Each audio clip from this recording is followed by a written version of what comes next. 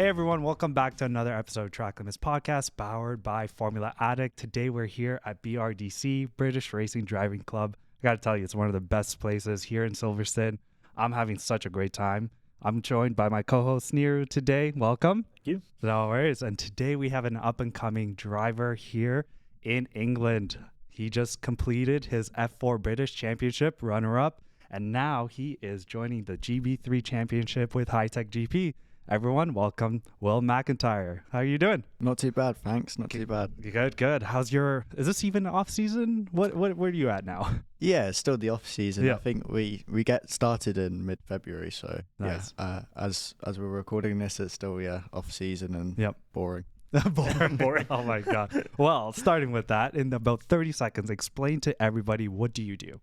So I currently I race in the British F3 series. I currently just competed in the British Formula 4 Championship. Yep. With Hitech GP and continuing with them for 2024. Yep. I came vice champion in British F4 in 2023, and amazing. This is my second season of single seater racing. Yep. Wow.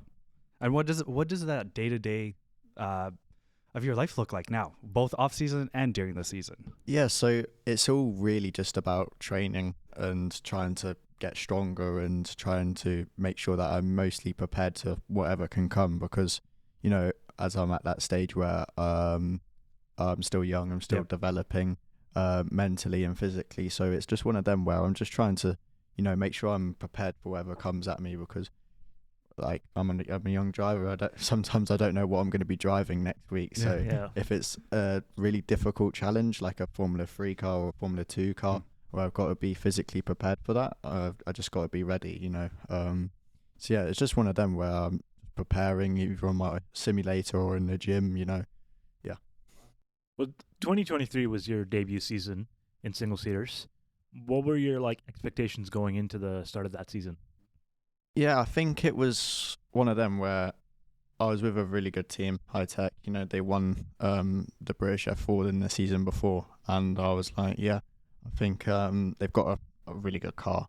We're going to do the F4 UAE series, which literally before going into it, we were saying, we're not going to really, that's just time in the seat. You know, we're not going to focus on results or anything in that series. And you know, we started the series off sort of being on the back of the pack, and then at the end of it, as I was sort of getting adjusted to the car, I was starting to fight for podiums and getting sort of the top 10 consistently. Yep. And then from there was sort of the British series, where now we've done some testing in UAE, and we're going to do some testing in Britain, but obviously the weather is not as I mean, it's cold here as well today, but the year before, I think in 2022, I think every single day in the UK it was 30 degrees from May till September. So you could say the UAE, but then last year it was just for some reason, I don't know why, it was cold. So I think so we did some testing, and I got so used to the car in UAE, and then from then it was just try and win the British F4, at least try and win some races. I was expecting to do 2 years of the championship, but Hitech wanted me to now go to GB3, so you know, here I am. How do you think you coped with being a championship contender early on in the season, or during the season when you got to that stage? Yeah, I think it was quite interesting, because the first round I had was not great at all. In testing, I was always up at the front, and we thought, we could be at the front here. And then the first round in qualifying, I made quite a few mistakes. And then in the racing, I didn't do too great either. So I think I left round one in 8th position in a championship or something like that. So it was one of them where I was just like, God's sake, no, this is going to be a tough season. A tough season. But from round 2, I got 2 podiums, and I was jumped all the way up to 3rd in a championship. Wow. Look at that. And then, round 3, again, was up at the front. Yeah. And I think from there, it was just consistently really good results. And round 4, I got a win, and then I was quite literally second in the championship and nearly at the front, and it was just like, wow. This is what it feels like at the top. Yeah, at round one, I was like, well, this is going to be the most depressing year of my life, and now I'm up here getting consistent podiums. Yeah. So, yeah, it just came to me as a bit of a shock, to be honest, because I wasn't expecting to be so good, especially after UAE and all the and round one. It was just one of them where I was like, oh, I am. Yeah. I can still drive fast. I mean, what clicked for you then? Like from that round one to round two, what went through your mind to change that up? I think it's just more relaxed, really. Yeah. Like after round one, I was so nervous. Like, oh my god, I'm driving in Formula 4. You know, I look at all the crowds and everything, and it's just like, wow. Because the year before I did Ginetta Juniors, round one was shaky for me there as well, and then after that it was quite good. And then it was the exact same now. It's just, oh my god, wow. Yeah. This is what it's like, because, you know, Donington has got some amazing spectators, and on the BTCC as well for British F4, it's like, yeah, it was quite an experience. I think the pressure just got to me, and then after that I was sort of relaxed. You know, my mates came to some of my races to keep me chilled, and then from there it was just, you know, doing what I love, and that was it. And is there one race that you cherish from this season? I That's think the most iconic. I think Broxton, Yeah. where I won, and Knock Hill where I won, because Knock Hill was like a very difficult race for me, because I was sort of in the lead, and classic Scotland, it started dry, it started raining again, It was dry and it was raining, and I was sort of in the lead going into all these corners, and I was the first person going into them. And as a driver, you know, when it's raining and you got no one in front, and it's raining, and you don't know what a track's going to be like from one to another. So I was just trying to keep on as much as possible for that one. And some of my family are from Scotland as well, so having them there for that one as well was quite special. I mean, you were, I think, vice champion in Ginetta, and then also going to every single round, you're leading the race. How are you able to adapt to these cars so quickly? I think just a good team behind you, and also just a bit of testing as well. You know, you got, like, I'm gonna be honest, like, we did some testing in F4, but I did the whole UAE series, which sort of gave me to adapt to starts and, you know, all the safety car procedures and everything like that. And then just a little bit of track knowledge, you could say, because I did Ginetta, but I think it was just sort of like natural, like, I'm just a driver and this is what I do, you know. And it was, you know, when you have a bad weekend, like you mentioned a few there, what is it that you do offline, off the road? Do you go and play video games? Do you just chill out? Do you just sleep 24 hours a day? What is that one thing that makes you reset? Literally just chilling at home. I just love to. I do some sim racing, you know, just be on playing video games with my mates. That's it, really. You know, I just like to stay as calm, as composed as possible, no matter what I'm doing in the week. So if I come off like a really bad weekend, or come off a really good weekend, my sort of procedure is the same. Maybe if I have a bad weekend, I'll look into my mistakes a bit more and look into what I could do a bit more. Yeah. But other than that, it's just sort of, you know, stay relaxed and composed. And after you've had a couple of good weekends, you know, you can do it. Yeah. And it's like, okay, you've had a bad weekend. That's okay. You know, you can do it. It's just making sure that you look on your mistakes and you sort of work on them and go for another. And especially as a driver like me, you know, first year of single seater's just done out the way. So I'm quite early on in my career. So it's just sort of, right now, it's sort of all about learning. And that's what I'm trying to do. Yeah. I mean, you have a very calm demeanor, I must say. Like, very, very calm. Are you that calm before entering the race? And do you have like rituals or set routine that you get into? No, like I say, I think the whole team try and get me to do warm-ups and everything. You know, I'm like, to do a warm-up, you know. But I do them all anyway, you know. It's one of them. But I'm just trying to stay relaxed, listen to music or whatever, and have my own little space in the truck or wherever I can, and just be chilled. And yeah, that's it. Music is therapy. What are you listening to mostly? It just changes on the mood. If I'm really like trying to get into it, you know, like, come on, you know, let's have it this one. You know, if I'm starting from the back or whatever, I'll try and listen to some more grime, UK drill or whatever. But then I like to listen to the, you know, US stuff. So, you know, you got the Drake, Bryson Tiller, and everyone like that. Hey, Drake for the Canadians. Let's go. Yeah, absolutely love him. I think he was the Spotify Wrapped. He was my most played, and then you know you got the UK drum and bass, of course. You know, it's just one of them where you gotta listen. You gotta love it. You gotta have a motive sometimes. I mean, the UK grime scene is amazing here, but you know we can talk hours about that. Exactly. Yeah, I'm a big fan. Yeah, no, but you know, you're so early on in your career, but you've also been awarded some awards here, the British Racing Driving Club. What do these awards mean to you? I think it's just more of like a confidence boost. And, you know, as a driver like me, I've got not much following and not many people sort of, you got some people behind you and you got some people supporting you. And it's good to know that what I'm doing, if I'm getting good results here and there, you know, hard work over the last 2 years in Ginetta and in F4, they're finally being like noticed by some people, and like the BRDC, for them to put me on the rising star. It's like, oh, this is good. Like, I'm getting noticed by a really high up organization. So it's like one of them where, you know, it's a confidence boost more than anything. I believe one of your competitors was Louie Sharp as well. How was it like competing with him on and off the track? Yeah, it was sound like, I don't even know, like 2 weeks ago we were playing Fortnite together. I think everyone from F4 was like, this is lovely. Like, none of us have any bad blood between us, you know. It was just one of them where, you know, your competitors on track, but off track, your mates. And then that's exactly how it should be. There was no bad blood or anything. It was like, oh yeah, that was sick what you did there. And just like, yeah, whatever you do, just don't do it again. Do not beat me again.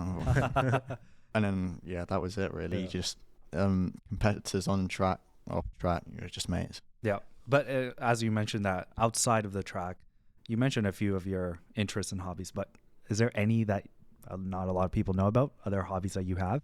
At the minute, I'm just starting golf. I'm not very good, so that's why no one knows about it. I'm trying to get better, but yeah. And then just other than that, really, it's just I'd like to do a lot of activities, you know, sports-wise. You know, I'm a big football fan as well. Not very good at it. That's why no one knows either. We got to get some videos of those. I know, we do. We definitely do. We'll ask your mom. It's okay. Behind the scenes. Yeah. Just I just like to do, you know, standard sports. You know, classic stuff for a 16-year-old, I guess you could say. You know, I've just just pretty normal on track. You know, still doing my school here and there, unfortunately. And yeah, that's it really. Something about the connection with racing drivers and golf. Yeah, just seems to be chill. You know, synergy. It's a chill sport. Yeah, it's a chill sport. I know we talked about sim racing before. How much time are you spending on sim racing? What are your thoughts on it? Do you see yourself competing in it down the road? Yeah, I think it's one of them where like I always trying to compete I want to compete into it, and if I do have time, I'll try my best. You know, I was thinking of doing Daytona 24 hours, which is currently going on right now, and iRacing, but you know, I'm not here. I'm here, so it's just one of them where I like the idea of it, and you know, the idea of sim racing is really good. I just not such a huge fan of the community and what goes on sometimes, you know. I think it's one of them where you have real life drivers like me, and then you have sim racers that you try and do something in real life and it's fine, you know, and then but it seemed as aggressive, and then you get a load of backlash for it, and it's just you do that in real life, you don't even get a penalty. Come on. And also I think I put it up on my story like a couple of days ago of me crashing. I think you might have seen it. Yep, I went completely upside down. So it's netcode, and it's the most annoying thing on the planet. And every time you try and race against someone from America or whatever, or Australia, it's just the thing with Wi-Fi and everything like that. You know, I've got 2 foot of room in between you and another car, but it's counting as contact, and next thing you know, you're upside down in the wall.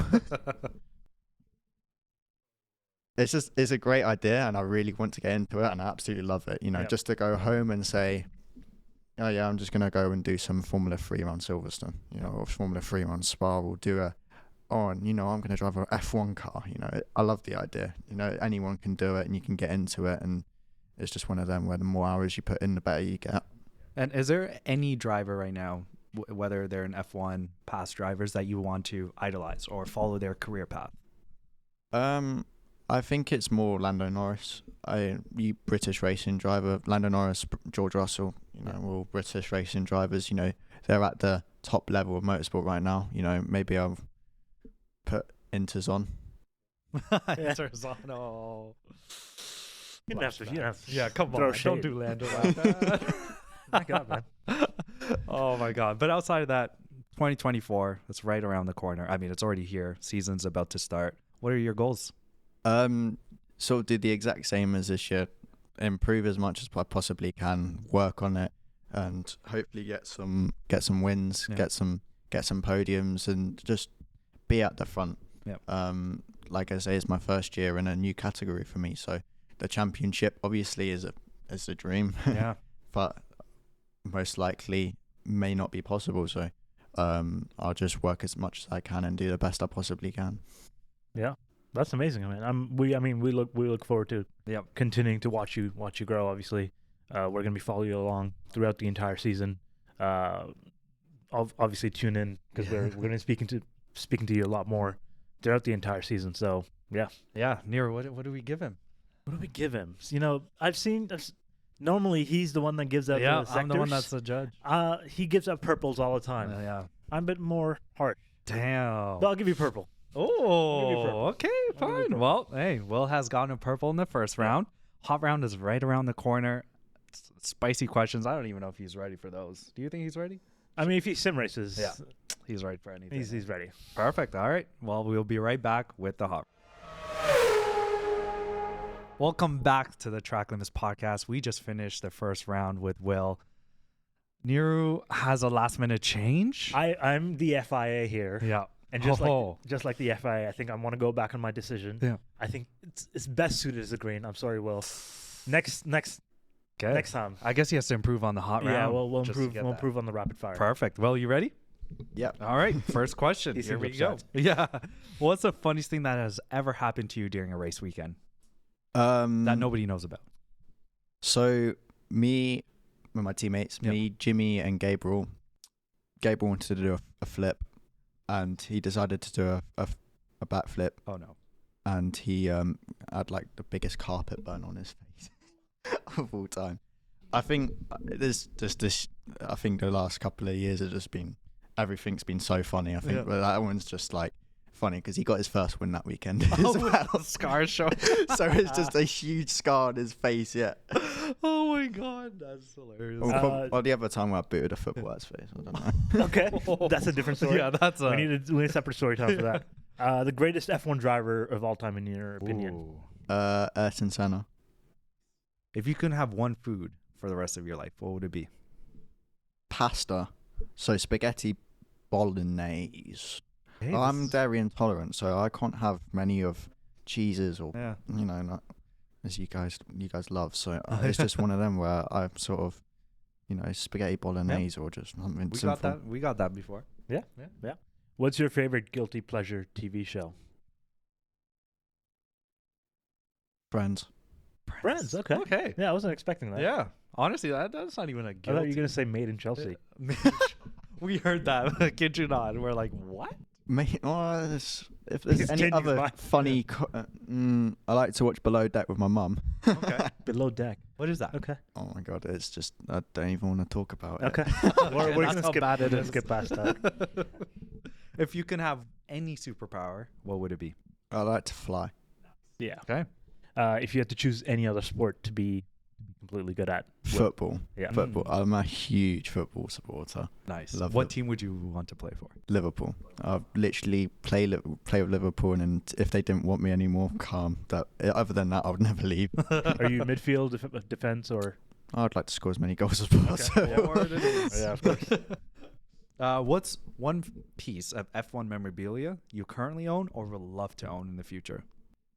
Memorabilia, is that like Collectors, like what Like what we BRDC has. Yeah. Yeah. I don't know. I'd just like to own like a like I don't know, a bit of a car of the 1988 McLaren. Wow. Yeah. That That'd just be- something like that, you know, yeah. something really historic, Yeah. and you know, it's just like, yeah, this is quite a cool bit of a winning car. Of course. Yeah. Would you put it even on the roof, the whole chassis? Yeah, like something like that. Yeah. You know, you walk into some like F1 like people's houses, and they've got like Nelson Piquet. He has like something like a F1 car on his Yep. like wall, something like that. It just looks cool. Like this year, I took my rear end plate that I broke in one round from hitting the wall in testing, and I was able to take it home with me. So I've got that on one of my walls at home, and it just looks sick. Yeah. As well as that, as a little bit of a nose plate as well. Yeah. It's- Yeah. That's it's just- sick. It looks so cool. That would be amazing. What's the most unpopular opinion you have? Ooh. I think it's more or less like Max Verstappen isn't as bad, like clean driving wise. He isn't as bad as people say. I think he's just racing, and that's like obviously everyone's like, I don't know why, but over the last couple of years, I thought no one likes Hamilton that I talked to, and then in the last 3 years, all of a sudden everyone likes Hamilton, and I'm just like, Well, what is happening? and everyone loved Verstappen, Yeah. I think, when he first in 2016, 17, Yeah. 18. Yeah. And then as soon as he starts to win, no one likes him anymore. It's a dominance effect, man. No, yeah, exactly. Yeah. I think it's just one of them. Like, I think Verstappen is like, he's so good. Just get used to it. Yep. There's going to be a lot more. Talking about that, 2024 F1 season is about to start. What's your best prediction for this season? Red Bull constructor and Max Verstappen driver champion. Yep. I think it's inevitable. Yep. Any surprising prediction you have? I think McLaren are going to be properly up there. Nice. Yeah. Well, I hope they are. Yeah, that Hopefully. would be epic. I love Lando and Oscar. Yeah. I've known Oscar since I was like 8 years old. Not like we're not being close, but Yeah. I've known him. Like I've come to all of his Formula 4 races. Yeah. So it's one of them where after I think my Formula 4 season, he even sent me an email Yeah. telling me about what he did after he came second in British F4 and what he looked on and improved on, that's and that was amazing. like one of the happiest moments ever. You know. Wow. Yeah. It's a future mentor right there. Yeah, exactly. Yeah. What's the most embarrassing moment you've had at a race weekend? It was just something that happened on like a cameraman asked me to do once, and it was in front of like the whole paddock, and it just felt super cringe and annoying. And not just that, but all like I had like some of my really close mates there with me, and they were sort of with me just after a win, and they were like congratulating me and Celebrating, stuff, yeah. but they were right there all to watch it, and it was just Oh, Lord. I don't get too embarrassed over many things, but that Yeah. whole thing was just That's a bit, yeah. Yeah. That happens to all of us. If you were trapped in an elevator with a current F1 driver, I think we know the answer to this. Who would it be and what would you guys talk about? it would be Lando. Just talk about life and career, you know, maybe a bit of golf even as well, you know, just one of them. But I think it'll just be a quite casual conversation, a bit about Formula One and what it's like. And I think I'd mostly ask him for tips about his junior career, because he has one of the best junior careers ever. Yeah. So I'd like to talk to him about that. And, you know, we've taken a similar stepping stone, you know, Ginetta Junior and now did F4 and now moving up. So I know you're at the start of your career, but if you were writing an autobiography on your life, which of these titles resonates best with you? Okay, so we got a couple: the Daredevil, the Dreamcatcher, the Free Spirit, or the Hardest Worker. I'd go the Dreamcatcher. Okay. Because like all I can remember was since I was 3 years old, I'd wanted to be a Formula One driver, and you know, if I was to get there, it'd be one of them where I was like, you know, it's been my dream. Well, hey, that's a wrap on the hot round. Yeah. Nero? Is this still a green or are we going purple? I'll still give you green this time around. Oh. It was a great discussion. I'll give you that. He's a tough judge, man. I'll go purple last sector. Yeah. Come Listen, on. we talked about this before. Yeah. You got a pole Yeah. because you did three yellow sectors. Yeah. So anything's possible apparently. So you know. Oh man, thank you so much, Will, for coming on this pod. Where can people find you on socials? Yeah, so I'm mainly active on Instagram, also on Facebook and TikTok, William Macintyre official on Insta. And yeah, just search up William Macintyre and you'll see a race car and my face and you'll know it's me. Yeah. Well, we'll make sure to place them all in the description or down here on the screen. Thank you guys so much for joining us today. We are here at Silverstone. What a fantastic view we're looking at the BRDC. Thank you to everybody here, and we'll catch you on the next one. Make sure to subscribe, like, comment, and do all the above, and we'll see you on the next one.